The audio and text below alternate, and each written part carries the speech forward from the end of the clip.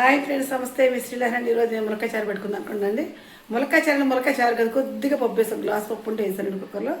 అది ఉడికిపోయింది. చక్కగా కాసిమిరపకాయలు, ఉల్లిపాయలు, పచ్చిమిరపకాయలు కోసుకున్నానండి. మనం సాంబార్ పెట్టి ఇదిగోండి ఒక చిన్న లోట పప్పు ఉడికేసానండి. కొంచెం చింతపండు నానబెట్టుకున్నాను.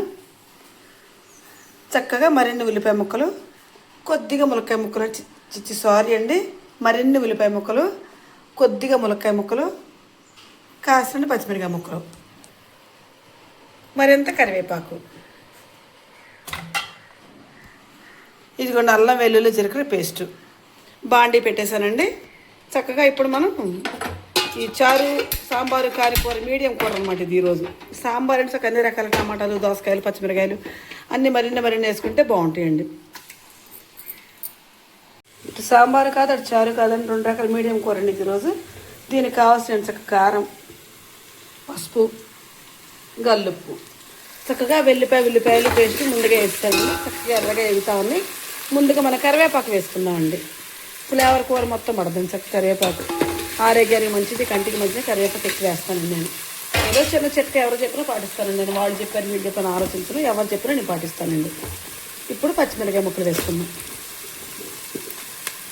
అట్లాగే ఉల్లిపాయ ముక్కలు, ములక్కాయ ముక్కలు కూడా వేసేసుకున్నాం. చక్కగా అల్లం వెల్లుల్లి పేస్ట్ చక్క ముక్కలన్నిటికీ పట్టేట్టుగా మనం క్లాత్ పెట్టి ముక్కలు మంచిగా కలిసినట్టు చేద్దాం. ఫస్ట్ ఉల్లిపాయలు, పచ్చిమిరకాయలు, ములక్కాయలు, అల్లం వెల్లుల్లి పేస్ట్ చక్కగా కూర సైడ్ మీద మగ్గుతూ ఉంది. ఇప్పుడు గల్లుప్పు, పసుపు, కారం వేసేద్దాం.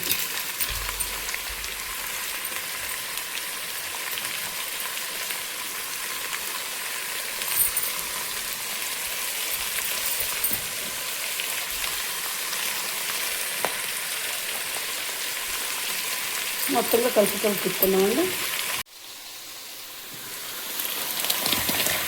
ఇది కూడా చక్కగా మగ్గిపోయింది కదండి. చక్కగా కొద్ది పప్పు వేసాను నేను చెప్పాను కదా, అలా పప్పు వేస్తాను అందులో. ఇప్పుడు దీన్ని మొత్తంగా పప్పు కూడా కలిసేటట్టు కలవదిప్పుకుందాం. చక్కగా బలే ఉంది చూసారా, ఎంత మంచిగా అనిపిస్తుంది. ఎట్లా కూడా చక్కగా మగ్గితే ఎట్లా తినేసేయచ్చండి కూర. కాకపోతే కొంచెం చింతపండు పులుసు పోసుకుంటే చక్కగా చారులాగా ఉంటుంది. కొంచెం అన్నం కూడా కలుస్తుందని ఆలోచనతో నేను చింతపండు ప్రిపేర్ చేశాను. ఇట్లాగానే వేసుకొని తినొచ్చండి. చక్కగా కమ్మగా ఉంటుందండి. కాకపోతే ఒక అరగంట సేపు మనం సిమ్లో పెట్టుకుంటే ములక్కాయ ముక్కలు కూడా చక్కగా మగ్గిపోతాయండి. అప్పుడు పప్పు ములక్కాయలా ఉంటుంది అనమాట అండి. మనం దోసకాయలు ఎట్టేసుకుంటాం పప్పులో, అట్లా ములక్కాయలా ఉంటుందండి. ఇది కూడా చక్కగా పప్పుతో ఉడికిపోయిందండి ములక్కాయ ముక్కలు. ఇప్పుడు చింతపండు పులుసు వేసేస్తున్నానండి.